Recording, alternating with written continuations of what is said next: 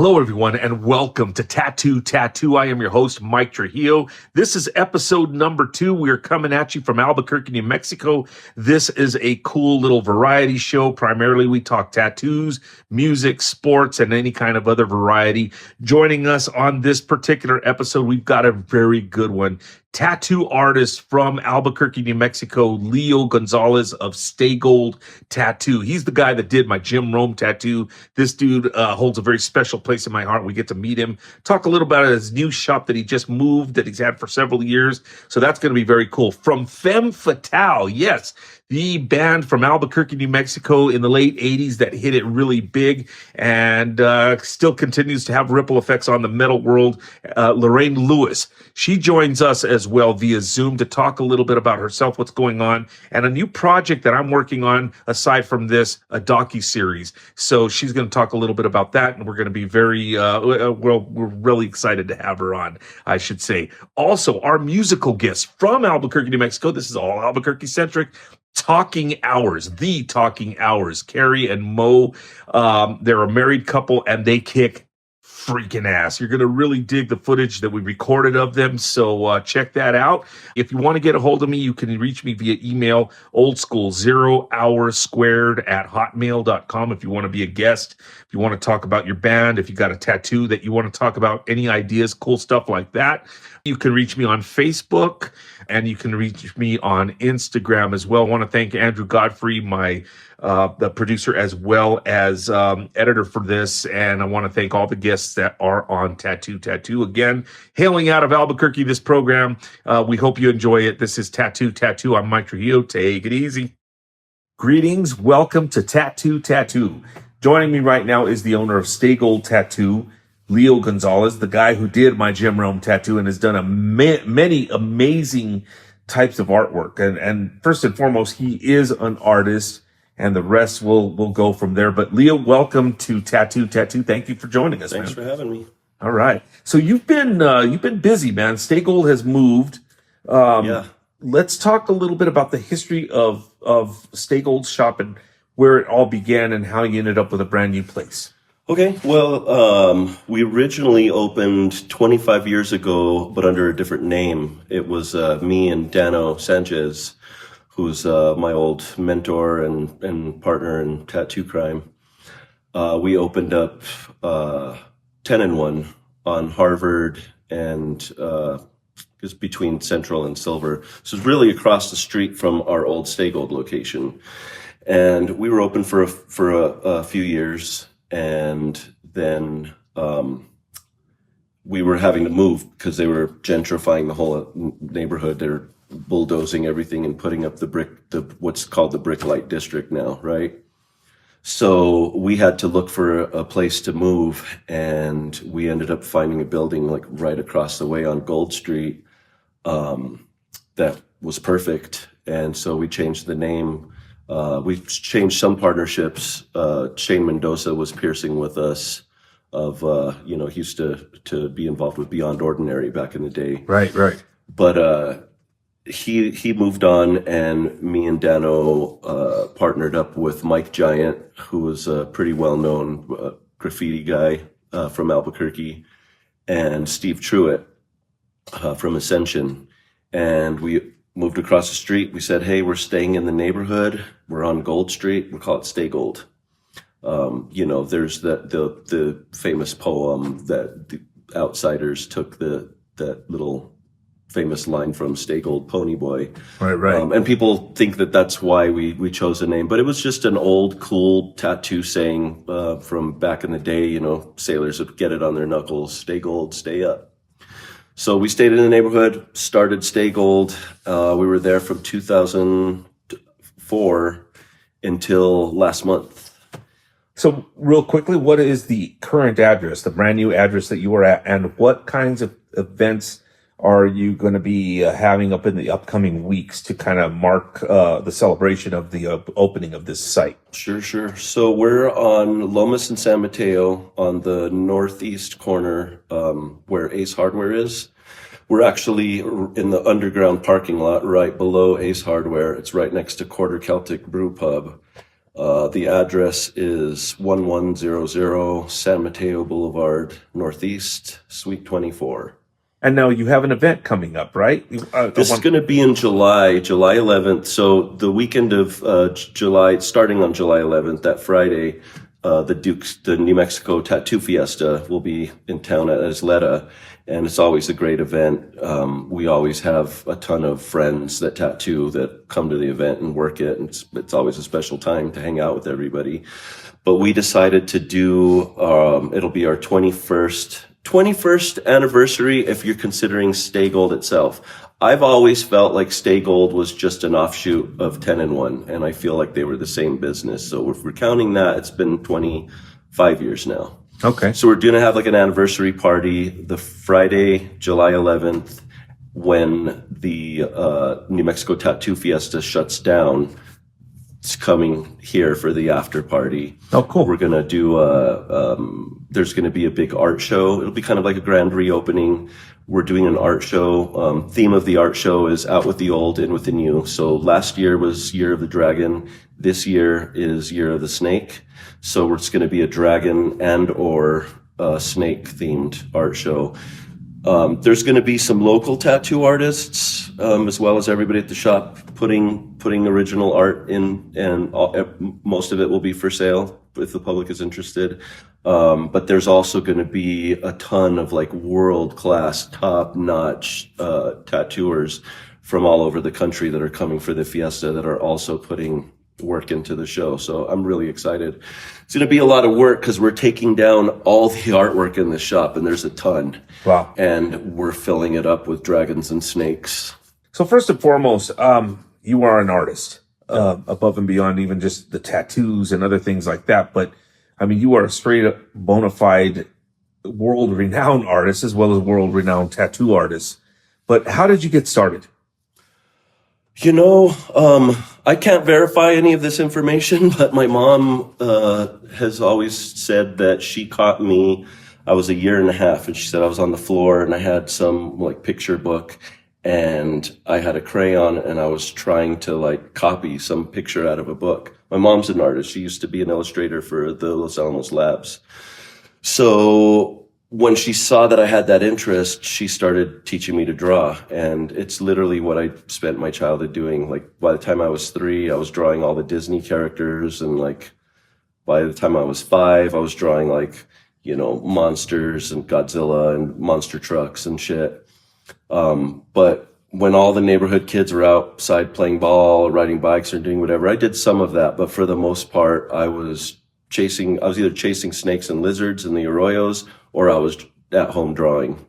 Right. So I've done it all my life. So why the skin then? Why did you decide to translate your art to skin? It bleeds, it quivers, it shakes, it sweats. It's like the most primal form of art, you know, I feel, you know, like you said, it's living, breathing canvas. It's one of the earliest forms of art, if not, you know, probably tattooing, cave painting, and like pottery making were probably the first artistic endeavors of the human race. I always picture the scenario of like 2 cavemen sitting around a fire, and one of them's got a stick in the fire, right? He turns around and pokes his buddy on accident. And then weeks later, they see that a mark was left, and they realize we can mark each other, and tattooing is born, you know? I like that. Totally. Yeah, that's like so 2001. I've always had yeah, totally. So I've always had a fascination with it, especially with like the circus sideshow and tattooing being part of that. That was where the name 10 and 1 came from. It was the old, they call them 10 and 1 shows. You pay 1 admission and see 10 attractions. See, you know, the dog-faced boy and the Fiji mermaid and the lizard man. So tattooing was a huge part of the traveling sideshow back in the day, and we wanted to pay homage to that. But anyhow, I've always had a great reverence for it and an interest in it, but I never thought that this is something I was going to do for like a career or anything. I at the time was living with 2 of my best friends. We were all artists. We lived and breathed to paint and to make art. And so we all had our day jobs. We would go work before we'd leave to work, we were at the easel painting. When we got off of work, we were painting till 3 a.m, till it was time to finally pass out, get a few hours of sleep to get up and paint again before I went to work. And it was just this, I've always had that need to be creating constantly. And it's just kind of weird. One day, uneventful day, so I thought, one of my roommates comes home and says, "Hey man, I've got an idea. We're going to save up and get tattoo equipment and learn how to tattoo and tattoo each other." And I thought, cool. I really wasn't thinking like this is what I want to do with the rest of my life. I was literally feeling like this was just another art form for me to explore. And so we did it. And once I started, I became completely consumed with it. Painting got put on the side for a decade, and I just jumped in, and I feel like it's always been in my blood, but it was that fateful day that he came home and had this idea, and here I am. And I owe so much to tattooing. Like it has given me everything. You and I have a connection in that you gave me, we have two big connections. Well, I'll start with this one first. That was the Jim Rome tattoo. Mm-hmm. And that got big. It really did. It blew up. It was all over Twitter. You could find it anywhere on the internet. I'm a super fan. When I get into something, I tell this to everybody that I just go overboard. That's the way I am. You're much like that as well. What is the craziest tattoo that you think that you've ever given to anybody? I mean, just really out there. Oh, I don't know about given, but I've been asked to do some crazy shit, and I turn it down generally. I'm not into being offensive or poking on anybody's religion, or definitely don't do anything racist or anything like that. But I don't know. Is it okay to tell these stories? Yeah, hell yeah, that's what we're on for. I think one of the craziest things I've ever been asked to tattoo, and it's probably the most G-rated thing I've been asked, was this girl came in, asked to get this tattoo. I told her no, that I wouldn't. She was upset and asked me why. I said, well, one, you're underage. I won't tattoo underage teenager. And two, you're pregnant. And she was like, what's the big deal? What does that have to do with anything? And I said, the baby feels everything that you feel, blah, blah, blah. And she was adamant that she wanted this tattoo and she didn't care. And I escorted her out of the shop. But what she wanted on her pregnant belly, she wanted like the Cholo Old English lettering, big old English rocker across her belly. Uh-huh. She wanted it to say, Adrian's little wet freak nasty. You can't make this shit up. Right. And I was like, no, so I told her to scram. But that has stuck with me. Every year for my birthday, one of the guys that we worked with, he inevitably, you'll see it on my Facebook. He'll post there and say, happy birthday, freak nasty. Nice. What do you want to push as far as how do we get a hold of you? How do we get a hold of shop? How do we look at your artwork above and beyond just the tattoos, but some of the beautiful artwork that you made? Again, like I've said, you've been in galleries and art shows, things of that nature. Tell us how we do all Leo Gonzales. Okay. Well, I'm largely on Instagram. It's where I post most of my new stuff these days. My handle is @Cthulio, @CTHULEO. All right. But there's also leogonzales.com. It needs to be revamped. It's currently in the works, but eventually that'll be up and running again, where I'll have my artwork shown. And then also here at the shop, Stay Gold. One thing I would like to talk about that is huge for me these days is, for a long time, I've been wanting to pull away from tattooing a bit and jump back into my original thing, which was oil painting. I normally don't get to oil paint a whole lot because by the time I get done with the tattoo work day, I'm burnt. The last thing I want to do is stay up and do more art when I've been doing it all day. But after we had the shutdown and everybody went into quarantine, all my coworkers, everybody I knew was like on vacation for, months or whatever. I chained myself to the easel and said, now's the chance. I've always wanted to have a block of time to work on paintings. And I worked harder than I did my normal tattoo week, right? I was like 10, 12 hours a day, 6 to 7 days a week. I was chained to the easel painting. And there's an art show in Pennsylvania that I discovered in 2009 called IluxCon. It's now been redubbed IX Arts. But anyhow, it's all of my favorite modern fantasy artists. Anybody who's everybody who's anybody, from fantasy to sci-fi art to horror stuff, all the D&D and Magic the Gathering artists, they're all there. And I stumbled upon this on the internet and was like, holy shit, I need to go to this. So I started attending just as a collector. I started buying art from some of my favorite guys, but trying to get into the show. And it's like a juried show. There's 5 jurors and you need to like the highest marks from, 4 out of the 5 jurors to make it. Well, from the work that I did when I went into quarantine in 2020, I totally saw things level up and I got into the show. And so now I've taken a step back from tattooing. I'm still tattooing like crazy all week long, but I tattoo about half the time. And then the other half of the time I'm at my home studio painting. And I just work all year to have enough of a body of work to take out to Pennsylvania. I drive it all across the country to Pennsylvania and show there and sell paintings there. And it's like a dream come true, dude. Like I'm catty corner across from Boris Vallejo. It's my 15-year-old self is still shitting his pants. All right. Well, dude, congratulations on Thanks, that. man. And I didn't even scratch the surface with you, man. We haven't talked Voivod.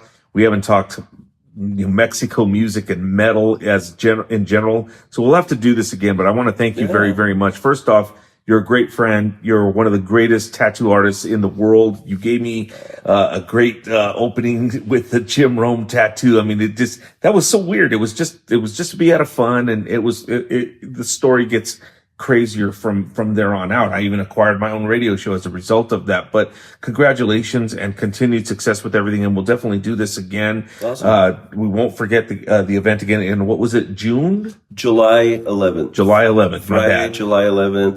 It's going to be a late event because it's after the Duke City Tattoo Fiesta, New Mexico Tattoo Fiesta is shutting down. Right. So probably start about 9:00 that night and go until the wee hours of the morning. Cool. But it'll be a cool event if anyone wants to stop by and see some mind-boggling tattoo art. Cool. Sounds good. Anything final that you would like to let the viewers know? I guess I'd just like to say I'm so grateful to all of my clients and patrons and coworkers and friends and everybody who's ever supported me with this.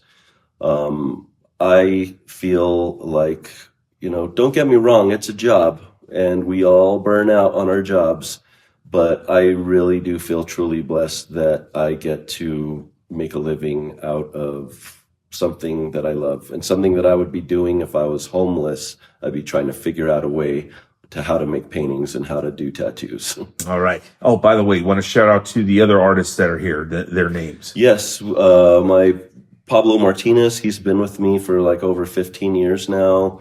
August Thompson is also with us. He's a great friend and an amazing oil painter and tattooer. And Jeremy is a special guy. Those who know me in the tattoo community know that I've been very adamant about not taking on an apprentice. There is so many tattooers and tattoo shops that it's all kind of like caving in on itself in some ways. And in some ways, there's like a new renaissance of just amazing artists coming out of the woodwork. But I've always turned down the idea of having an apprentice. And Jeremy came along and he was into the same artists that I was into. He was an amazing oil painter. And he was one of the first guys to really approach me with this professional, like he gave me a letter of intent and he said everything that I needed to hear about why he wanted to tattoo, his desire to protect the craft of tattooing. And so I took on an apprentice, and Jeremy has graduated since, and he's now a partner with me in the shop and tattooing full time. So I love these guys. They're they make coming to work a blessing. All right.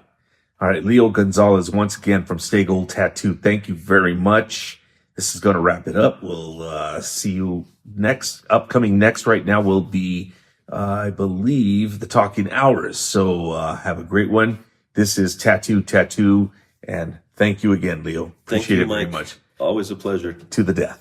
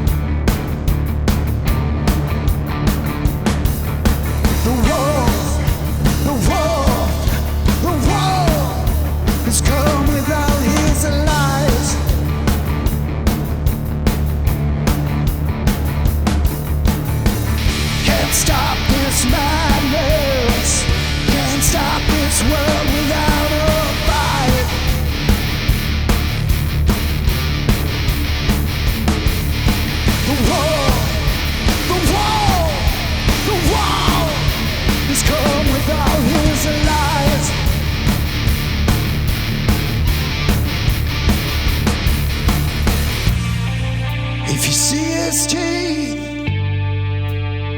I said, don't you run. I said, don't you run. If you see his teeth, I said, don't you run. Don't you run. When I was a little boy, I lived my life with no regret.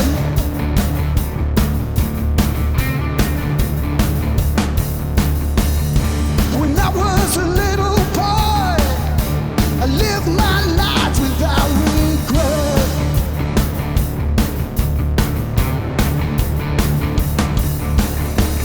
We're born without hate. We're born without hate.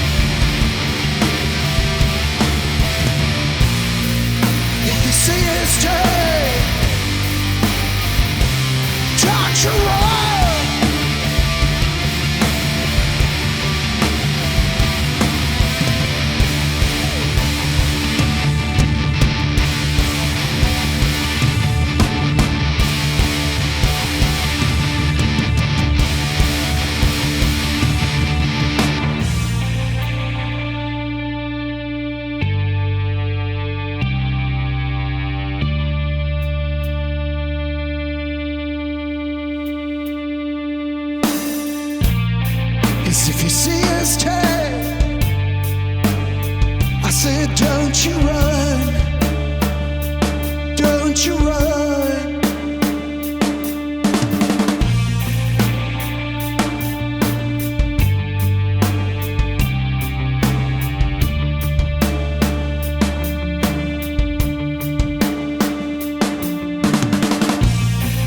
If you see his tail,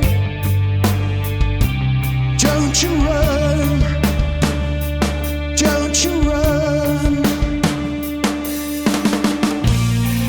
If you see his tail,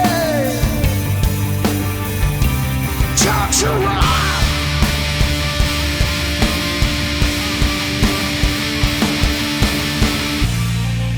If you see his tail, I said, don't you run. I said, don't you run.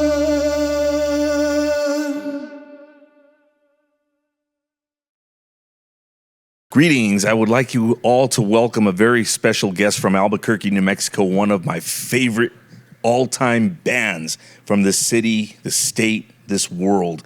I'm talking none other than The Talking Hours. And joining me right now is Carrie and Mo, Mauricio Pais. And this is The Talking Hours. Welcome to Tattoo. How you all doing? Good. Thanks, you, Mike. Doing well. Thanks for having us. Thanks for joining us, and thank you for blessing us with this fine performance. What was the first song that you all played? The Wolf. The Wolf, that's right. We talked about that. So, first and foremost, you have a big show happening in June over at Revel Backstage, right? Yeah, June 13th. You're going to be playing with Dark in the Day as well as Illumina AD. That should be a tremendous show, and that speaks volumes because those other bands are pretty heavy metal and power metal and such, but you guys, nobody can really pigeonhole or narrow down what The Talking Hours is. I will say that you are just a musical entity of two people that make pretty incredible. I think there's like a mystique that you guys have that I think makes what you guys do and drives it home. Tell us a little bit about the music you do. Thanks, Mike. Well, thanks for that. Those kind words, first of all. But yes, so it's just the two of us. We've been doing this project. We started back in 2015 with The Talking Hours, and kind of our goal, our pact from the start was to just jam, and whatever comes out, you know, and not confine ourselves to a genre, not put ourselves in any box, and just see how much noise we can make with two people, and you know, try to push our limits. So many different styles of music we love, so it's cool to just kind of mix it all, you know, instead of. So you obviously are a husband and wife duo. I think that's pretty fantastic, and I gotta wonder what the talk at the dinner table can be sometimes. If it's always music, or if you guys, what other things do you like? I always feel like you guys are just all calculating and just infinite amount of numbers and creativity, because the albums that you have are very, very unique. And when you guys play live, it's a slam. It's not a slam dance, but it's a slam right in your head. It's just like, whoa, you guys leave a lot to the audience. You put it all out. Yeah, we try to bring as much energy as we can, you know, live on stage, and it's just fun. I don't think we're not very kind of just stand there and jam kind of people, or, you know, we like to move around, get into it, feel it. No, you got to feel it. If you're not feeling it, you can't expect anybody else to feel it, you know? And right. it's it's a collective. It's your energy. It's the energy of everybody in the room. It's the energy of the space. It's that, you know, however long, 30 minutes, 45 minutes, it's just it's an escape into that energy, and you got to make the best of it. Right. I want to talk to you about the three albums that you have. Most particularly, we'll talk about the latest, but you have Golden. It was your first album, and that was around 2019 or so? 2017? Yeah. 2017, and then after that, Numbers came out, and that was about 2019? That was 2020. 2020? Yeah. Yes, COVID during time. the pandemic. Yeah. Okay. And your latest album is Transmissions to Missy, which it's a very unique concept. Quickly tell us about what it's about. So Transmissions to Missy came from the concept of our dog Charlie sending transmissions into a space to another dog named Missy, and that's where the Transmissions to Missy comes in. And all the songs are basically just kind of blurbs about what's going on in the world right now, and just kind of what we're doing, where we're heading. Charlie used to have seizures, and so we'd always say, "Oh, she's when she would have a seizure, like, oh, she's transmitting." Right. to Missy right now, who Was abducted by aliens. who was a dog Missing many that years your ago. family Yeah. That's a beautiful went concept. missing and said was abducted by aliens. So we're like, yeah, she's transmitting all these like kind of like little news broadcasts. There's out in times when I space. listen to that album, I just want to like straight up cry on some songs, and then there's some where I'm just like, whoa, I'm just like driven to kind of like extremes. That's what I love about your music. It runs the gamut of all kinds of emotions. And yeah, at one time you can hear some Radiohead, and one time you can hear some, just hardcore, and then you hear industrial. But ultimately, again, it's both of your chemistry, your guitar work, and all of the electronics that you add, as well as, you guys are just absolutely tremendous. I don't know what else to say. How can one get a hold of your music or of the band? TheTalkingHours.com. That's going to be our hub. It has links to everything, to the store, shows, streaming. You can send us a message there. That's the place, TheTalkingHours.com. All right. What do you guys think right now of the state of Albuquerque's music scene? Because I think it's been flourishing the last few years, especially after COVID. I've been seeing so many kids out there, and it's tremendous. But your thoughts as actual musicians in the scene? Love it. Oh, man, it's so loved eclectic. It. Yeah, Like, I love it. it's awesome. Yeah, and unlike when I lived in Houston, like out here, it seems like the music community is just a big family. No, very supportive. Yeah, Supportive of each other. Like you're all in it everybody together. knows each other. It's and It's a really neat community to be it's part really of. cool. It's very healthy, and there are a ton of great bands from every genre and walks Too of many. life. Yeah, Actually, yeah. it's kind of hard to keep up Yeah, with there's them all, so right? many. Yeah, there's so Right? many. Yeah. Well, guys, thank you very much for doing this for me, and much continued success. I will always cherish the Talking Hours, and Albuquerque Mike. and New Mexico loves you. If you are out of town and you want to check these guys out, go online. They've got some great videos. If they're in your town, go check them out, man. I'm telling you, you will not be disappointed. You'll be ranting and raving like I am. And again, thank you, Carrie. Thank you, Mo. Appreciate it very much. And this has been our musical guest on Tattoo, and that's the Talking Hours, and I'm very proud to have them on this show. We will take a break right now. We'll be back. Thanks for having us. Thanks, Mike. All right, joining me right now is an entrepreneur, a model, an actress, somebody who's a musician, and somebody who had some great success in the late 80s with her band Femme Fatale, who was founded in Albuquerque, New Mexico by the individual that's joining us right now. We are joined right now by an Albuquerque native, Lorraine Lewis. Lorraine, welcome to our show, and how are you doing today? Hi, Michael. Thank you so much for having me. I'm doing absolutely fabulous, and I'm grateful and honored to be here. Thanks so much for wanting to talk with me. What's up? No, not much. You're what's up right now. We really enjoy having you on, and we don't have a lot of time, but I want to get into right now some of the things that you're doing. I mean, I brought up a myriad of things that you've been involved with. You're a Renaissance woman, but tell us right now what's going on with Lorraine Lewis.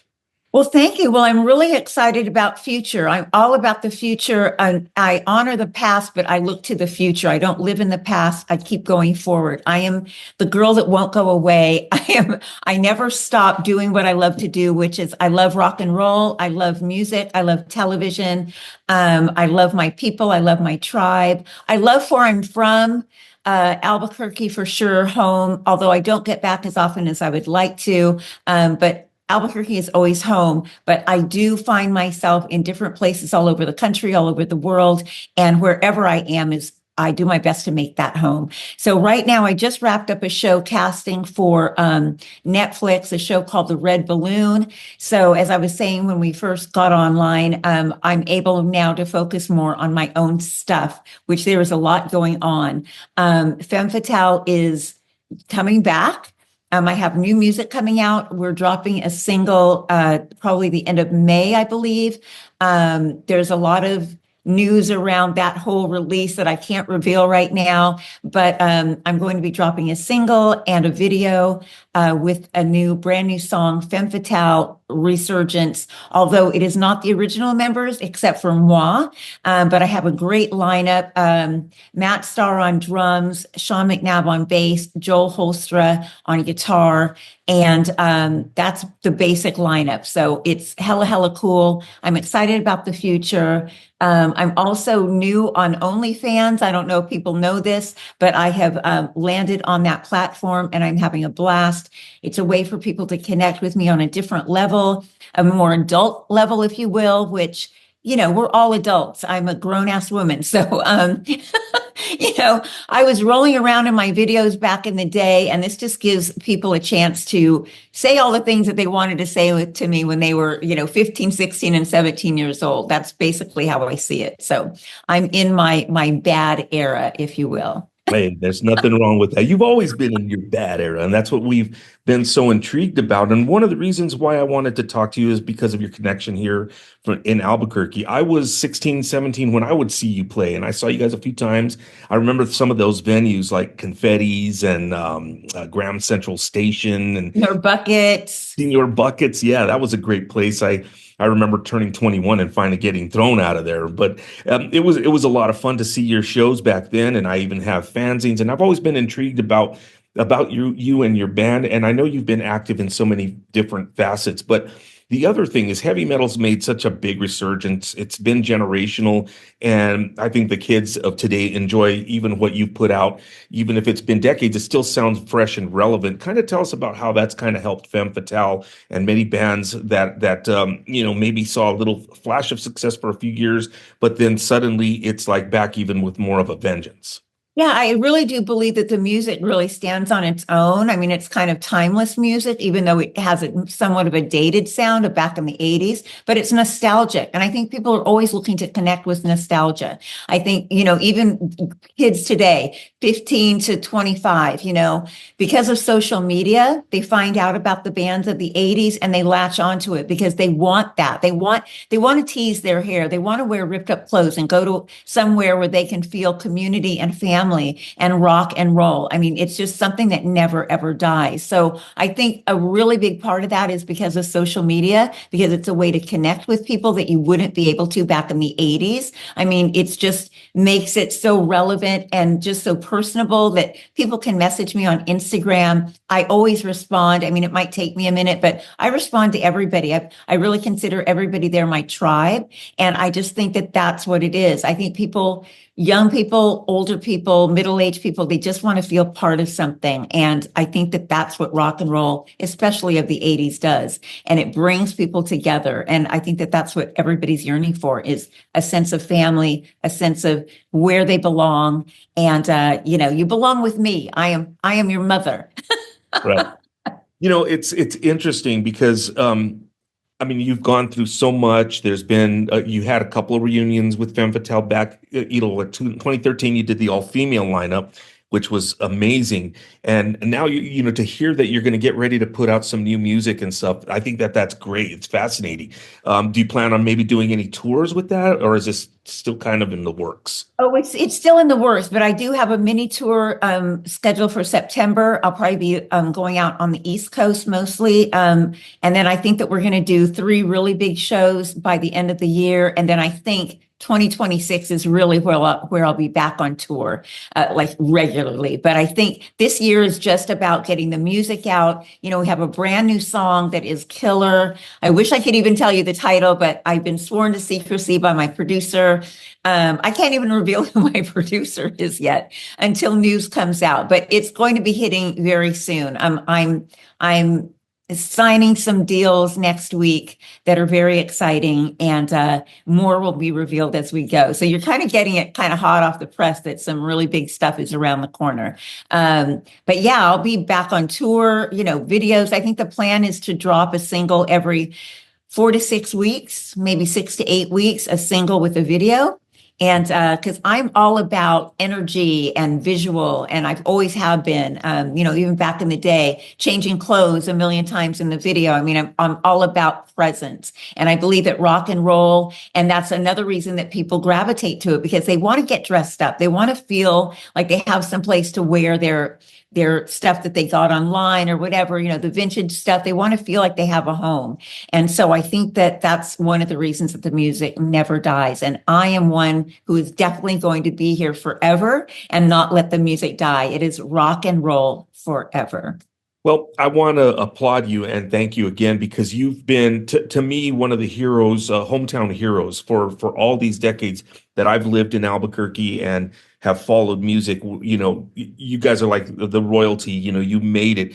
What was it like for you coming out of Albuquerque and then all of a sudden hitting that big success? How was that? How did that all happen? It's crazy and overwhelming, and I just ate it all up. I mean, it was a dream to get to LA.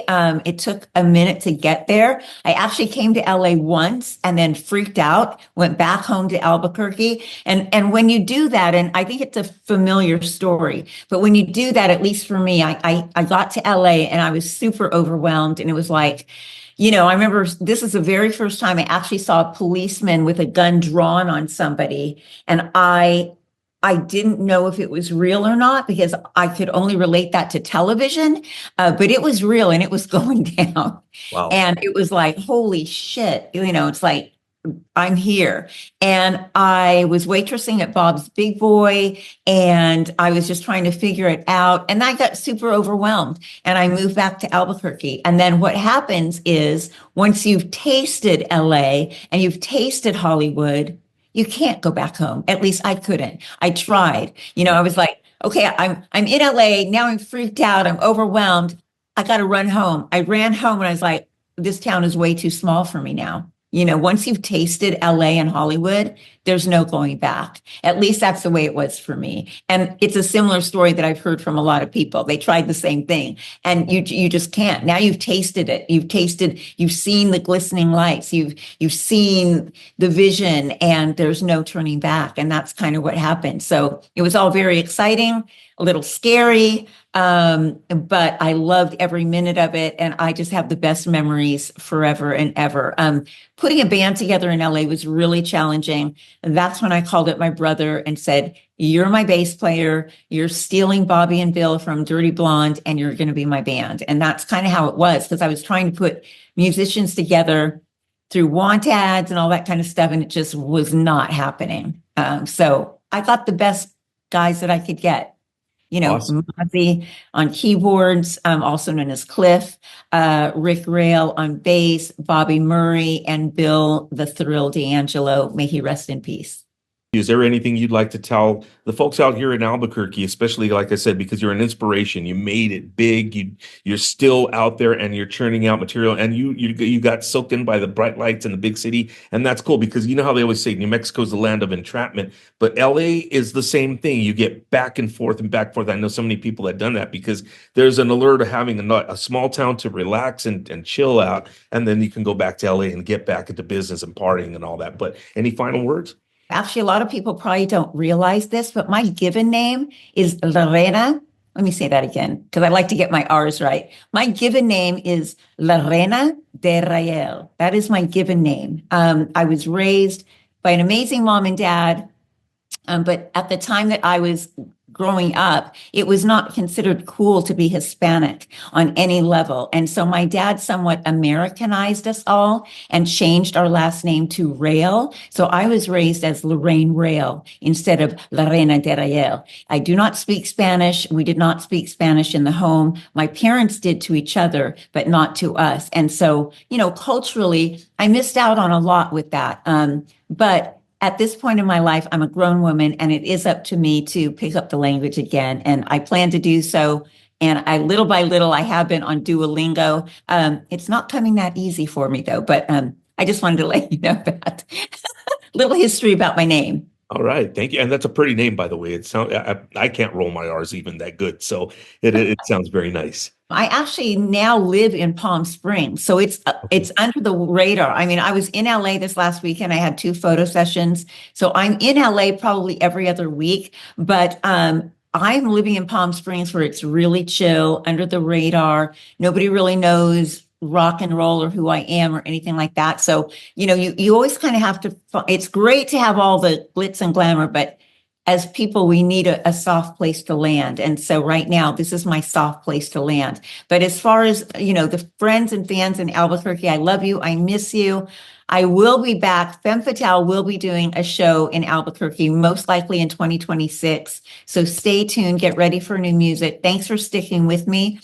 I don't go back often. And it doesn't mean I don't love you. It just means that, I'm getting called other places, but Albuquerque and New Mexico are always home. I love green chili, red chili, Padilla's on, Indian School and Girard, I believe. I love that restaurant. My mom and dad have passed, so there's not really a lot of reasons to go home anymore. But I love the land of enchantment, the mountains, the sandias, the tram, all that comes with it, and great memories growing up there. So I love you. I love you so much. All right. Well, Lorraine, thank you very, very much again for joining us. Lastly, is there anything that you'd like to let us know how to get a hold of you? Maybe merchandise, more music, your sites, all of that good stuff. Oh, thank you so much. Yeah. Well, my website is LorraineLewisRocks.co.com, where you can get t-shirts and all that kind of stuff and see what's going on with me as far as touring. Obviously, Instagram, Lorraine Lewis Rocks. I'm all Lorraine Lewis Rocks. That's my Gmail and everything. If you want to get a hold of me, that's how to get a hold of me. OnlyFans, Lorraine Lewis Rocks on OnlyFans, the same thing. Come say hello. I'm just going to say it. We can either talk music or we can talk dirty, whatever you want. I like them both. I playful fun. I'm all about it. Again, I'm living life to the fullest. And if I can be of inspiration to anyone, it is never over. It is never done. It doesn't have to be over. It doesn't have to be done. No matter what age you are, just live your life the way you want to. Listen to yourself. Don't listen to everybody else because they're going to try to talk you out of stuff. Just do what you believe in your heart and your gut. Go for it. And that is your success. All right. Well, thank you very much once again. You are an inspiration. You are one of our state's daughters, and we love you very much. And thanks for catching up with us and letting us know what you're doing. And we'll be looking out for you, and I'll be in touch with you sometime soon. We'll talk some more.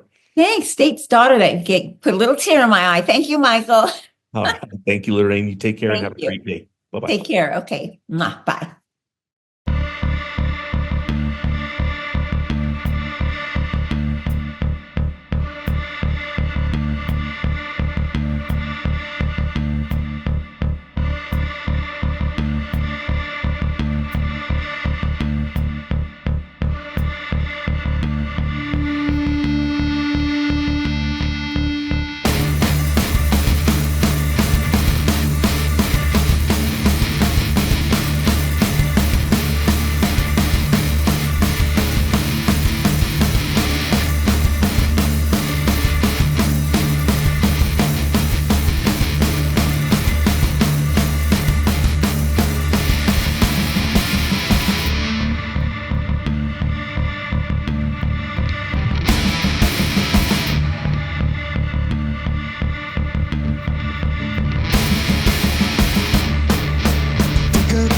And go. You do yourself so well. So pick up the pieces and go. There's always something. How you gonna feel when you fall?